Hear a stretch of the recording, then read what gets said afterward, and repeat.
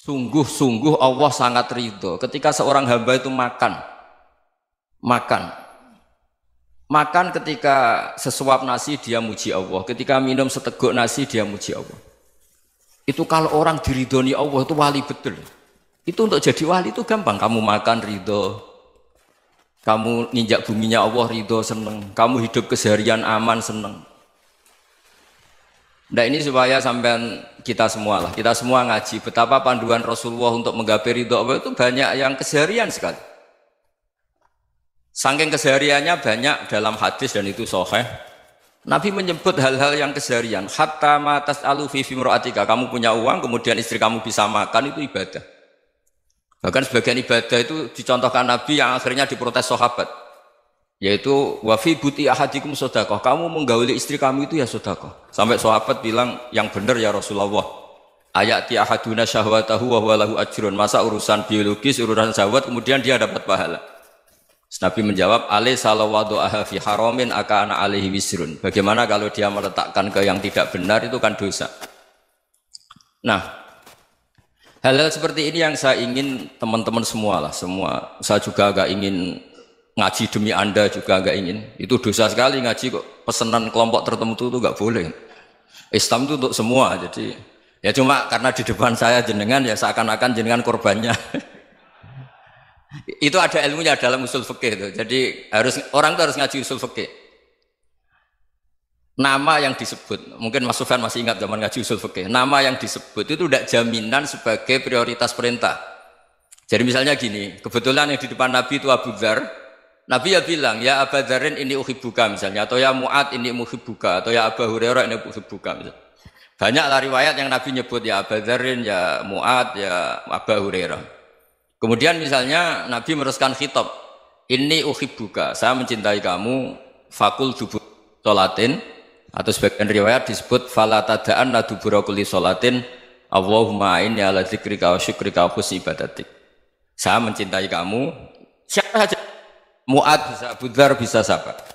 Saya mencintai kamu, mohon kalau habis sholat kamu jangan lupa wiridan Allahumma inni ala dzikrika wa syukrika wa husni ibadatik. Ya Allah, tolong kami permudah supaya mudah ingat engkau. Anda tidak bisa mentang-mentang, wong nama saya Parmin, nama saya Purnomo, itu yang diperintahkan Mu'ad misalnya. Jadi yang disebut satu, tapi khitab itu untuk siapa saja.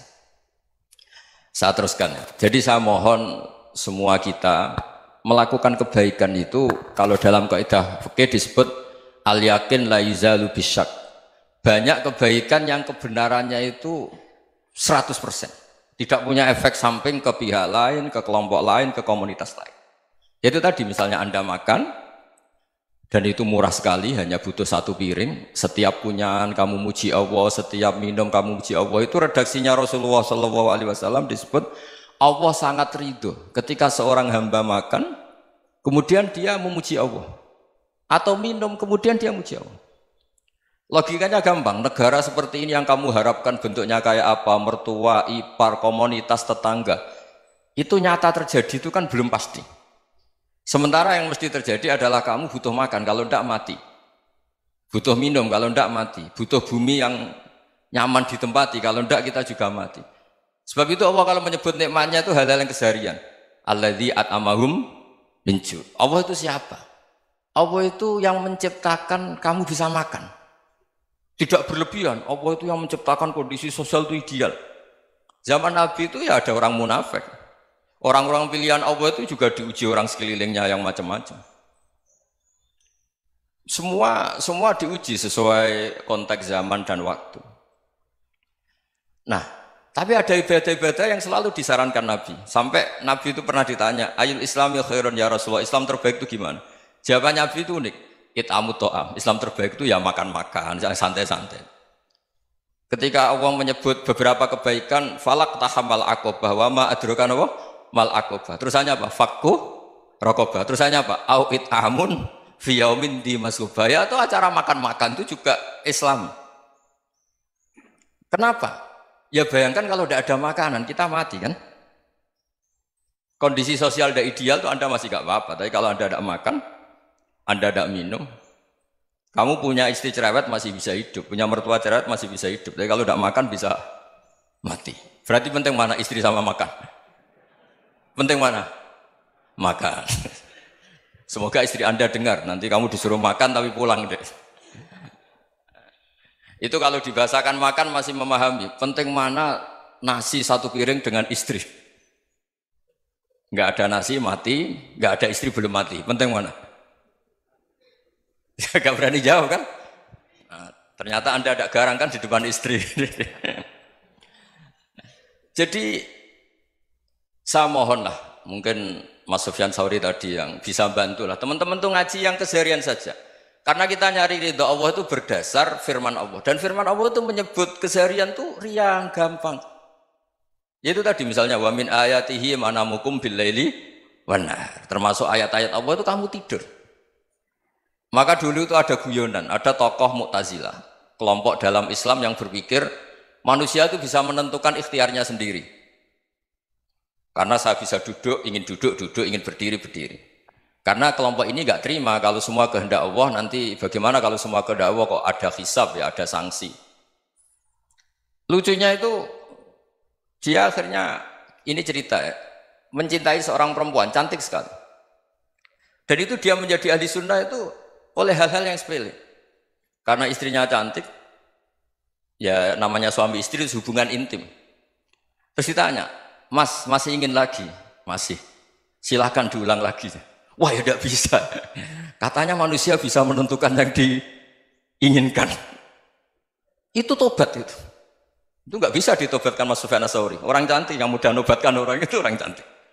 Segampang itu.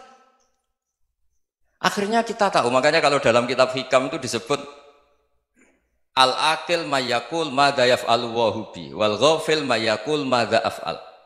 Orang yang punya akal karena sadar ini wilayah Allah, semua milik Tuhan. Itu dia tiap hari berpikir, besok Allah akan melakukan apa terhadap dunia ini. Kamu merencanakan suatu mau plesir, ternyata gempa. Mau wisata ke Rusia, ternyata perang. Kamu tidak pernah tahu apa yang akan terjadi besok. Wa ma tadri nafsum madza taksibu ghadan. Tapi anda semua kita ini sering punya jadwal permanen. Makanya saya kalau diundang siapa saja, bisa takdir. Yang jelas Gus ini acara penting. Ya masih acara penting nak pangeran ngersakno piye? Kowe ape dadi pangeran, kamu kok mau jadi Tuhan? Itu kadang ya kiai. Penting Gus acara ini jenengan harus memastikan bisa. Loh kamu itu yang ngajarin tauhid, sesuatu itu biadillah kok bilang-bilang apa pasti. Kalau maksa terus tak tobatkan kamu kata saya. Ya kalau gitu Gus bilang insya Allah. Wah itu hati saya, fisik saya, roh saya sudah bilang insya Allah. Tidak usah kamu latih kata saya. Nah hal-hal tauhid keseharian itu gampang sebetulnya. Wal ghafil yaqulu madza af'al. Tapi orang yang lupa Allah dia setiap hari bilang besok apa? Kita bisa melakukan apa? Seakan-akan dia itu aktor, dia penting, dia subjek permanen, dia. Padahal kita ini hanya objek kehendak Allah Subhanahu wa taala. Karena kita yakin sesuatu yang terjadi di alam raya ini kita tidak bisa apa-apa. Makanya saya sering ngaji, sering bilang saya, ketika Anda mensifati Allah, Dia yang menghidupkan. Sudah itu tanamkan sehingga ketika kita mati santai saja. Kenapa santai? Allah punya cara menghidupkan kita. Zaman kita hidup juga gak tahu caranya ngelola jantung, ngelola paru-paru. Kamu juga gak tahu ngelola oksigen yang tidak beracun, tidak mengandung polusi. Tahu-tahu hidup. Gak ingin tua ya tahu-tahu tua, gak ingin mati tahu-tahu mati. Selama ini kita hidup juga gak tahu apa sebetulnya. Hanya gaya tok, punya jadwal, punya planning. Kalau kamu bisa menentukan pilihan Anda, pasti Anda istrinya cantik, 4 neriman semua, kona'ah semua. Nyatanya enggak kan? Ada 1 jelek, cerewet. Oh itu kan, nyatanya enggak bisa apa-apa Anda kan? Dan kamu bawa mati lagi. Itu kan, istri Anda juga gitu, punya keinginan, punya suami yang ganteng, yang jabat, yang neriman, yang enggak poligami. Ya enggak kesampaian juga. Kalau kita ngitung tingkat kegagalan kita itu gagal terus. Ya kan? Nah, terus ingat Allah, madza yaf'alu wa hubi. Orang yang punya akal selalu berpikir Allah itu menghendaki apa terhadap saya. Lalu sama-sama orang ngelihat orang yang serius, itu kata Anda itu pemikir berat, serius. Senang punya tokoh yang merengut karena kamu anggap serius. Tapi sebagian orang anggap orang yang serius itu wong merengut, wong masam, wong muka kok ditekuk. Jadi sama itu hati ya muqallibal qulub tsabbit qalbi ala dinik karena kita enggak tahu cara berpikir kita tentang orang lain, tentang sekeliling kita. Misalnya kita orang baik yang jenis ngrumat fakir miskin. Ada orang bangun masjid mewah itu janggal. Apa artinya masjid mewah kalau banyak orang kelaparan? Tapi kalau yang jenis pendidikan apa artinya masjid mewah kalau tidak bisa ngaji? Nanti yang jenis infrastruktur apa artinya ini kalau semuanya punya sudut pandang yang berbeda-beda. Dan Islam mengapresiasi semua kebaikan. Tapi katakan semua kebaikan itu adalah kehendak Allah Subhanahu wa taala. Karena apapun baik Anda itu pakai fasilitas yang diberikan oleh Allah Subhanahu wa taala. Sehingga ini yang disebut kulillah sumadarhum fi khawdihim yal'abun. Ya kembali tadi ke tema-tema bahwa keseharian Anda ini sudah Islami. Saat Anda tidak bisa melakukan apa saja. Saya sering ada jenazah, biasanya kalau tetangga meninggal saya sering disuruh ngelepas. Saya bilang orang ini baik. Karena sering ngelamun di rumah, sering nganggur di rumah. Ditanya sama anaknya, kenapa Gus nganggur baik? Ya kalau dia nganggur artinya juga agak berbuat sesuatu yang maksiat kan? Ya kan? Orang nganggur di rumahnya ya tidak bunuh orang, tidak maling, tidak korupsi, ya namanya nganggur di rumah. Lah cuma istri cara pandang nganggur gak menghasilkan uang itu. Tapi juga gak menghasilkan kriminal kan? Jadi sebenarnya Islam itu makanya kalau sampai ngaji usul fikih itu ada kitab usul fikih namanya Lubul Usul, itu terkenal sekali di pesantren itu. Itu kalau ngapresiasi keseharian itu luar biasa. Izma min mubahin illa wa yatahaqququ bihi tarku haramimma. Karena keseharian yang mubah saat Anda lakukan itu ada kehebatan yang luar biasa, yaitu meninggalkan haram. Makanya dulu banyak orang-orang alim ketemu temannya itu guyon sampai semalaman. Itu biasanya yang semangat Islam itu kiai kok ndak tahajud, kiai kok ndak witir. Orang yang sedang mapan uangnya banyak, malam itu tidak kelayaban itu sudah luar biasa. Melawan nafsu supaya tidak maksiat itu sudah luar biasa. Supaya lupa guyon sama temannya semalaman sampai subuh. Gejolak-gejolokan kenang zaman miskin, zaman kuliah nggak jelas, zaman apa. Melihatnya jangan tarkut tahajud. Seperti ini meninggalkan tahajud, tapi meninggalkannya ini talkul muharramat. Jadi kayak apa hebatnya? Sehingga Imam Ghazali punya riwayat yang agak unik. Hatta takuna ibadatu akhiri hadil ummah iku an-naum. Sehingga suatu saat ibadah terbaik umat ini itu tidur. Itu kan riwayat kontroversi. Ketika Imam Ghazali tanya, kenapa iya? Kenapa kamu mulai keluar dari rumah itu sudah banyak maksiat? Melihat perempuan yang enggak mahram, melihat fenomena. Tapi kalau kamu tidur itu enggak melihat apa-apa. Tapi juga kamu jangan nganggap tidur itu ibadah betul. Saatnya melakukan fardu ain malah masih tidur. Tapi itu sudut pandang yang menjadikan kita Islam itu gampang. Jadi saat Anda tidak bisa aktivitas apa-apa, misalnya ada beberapa orang yang lumpuh. Lumpuh itu memang nggak bisa Jumatan, nggak bisa ibadah, tapi dia juga nggak bisa maksiat. Tidur itu memang Anda saat itu tidak bisa tahajud, tidak bisa witir, tapi saat itu ada zina, ada maling, tidak gosipkan orang, tidak bully orang, tidak menanamkan kebencian, tidak hasud. Sehingga tidur menurut Allah Ta'ala wa min ayatihi manamukum billaili apa? Wan-nahar. Karena di tidur itu selain ada unsur istirahat, jaga kestamina, juga ada unsur meninggalkan beberapa keburukan. Nah saya mohon ibadah yang keseharian ini kita jaga. Supaya kita semua baca ayat itu fasih. Fasih itu tertanam di hati. Allah itu siapa? Alladzi at'amahum min ju'i wa amanahum min khauf. Dan Allah kalau cerita di Quran itu anna sababnal ma'a sabba thumma syaqqaqnal ardha wa syaqqa fa ambatna fiha habba wa inaba wa qadba wa zaituna wa nakhla wa hadaika hulba. Kamu tahu saya ini siapa kata Allah? Saya ini adalah Tuhan yang menurunkan air. Kemudian ada tanaman banyak. Habba wa inaba wa qadba, ada zaitun, ada tin, kalau orang Jawa mungkin ada tela, ada padi, ada mangga, ada pisang. Sudah. Wa inaba wa zaituna wa nakhla wa hadaika hulba. Ada perkebunan yang lebat. Tujuannya apa? Mata Allahum, silahkan kamu pakai, kamu nikmati. Tapi karena kadang kita ini punya ide-ide besar. Tadi untuk syukur saja nunggu punya istri riman, rumah baik, tetangga baik, komunitas baik, semuanya baik baru syukur. Lama-lama nanti ada di surga, syukurnya nunggu surga paling kelas A. Itu sudah ada yang menghuni Rasulullah, kamu nggak boleh di situ. Masa untuk syukur saja? Repotnya Masya Allah. Jadi mohonlah Quran yang kalau Anda hafalkan juz sama itu kan ada ayat-ayat yang kayak tadi.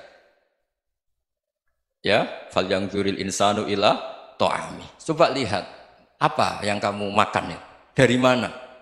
Dan untuk mempertahankan hidup kamu keseharian.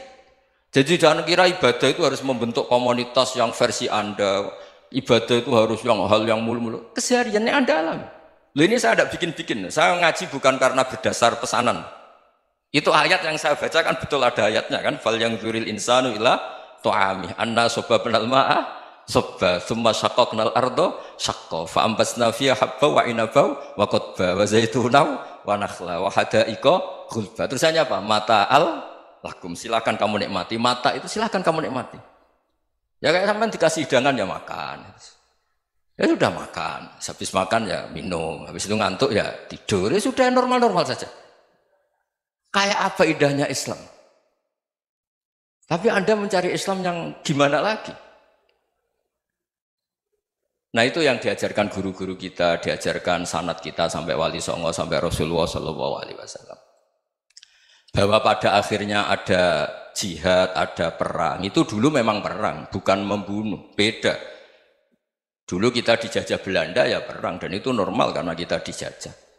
Jadi ketika orang lain ingin baik sama kita, wa in ahadum minal musyrikin astajaroka ya fajirhu hatta yasma'a kalam Allah. Kalau mereka ingin baik ya kita baik. Makanya ada istilah musta'man, mu'ahad. Kalau mereka ingin damai, berdampingan dengan kemajmukan ya itu yang lebih baik. Karena memang Islam menghormati proses perdamaian. Wa in janahu lis-salmi ya fajnah lah. Kalau ingin damai ya kita harus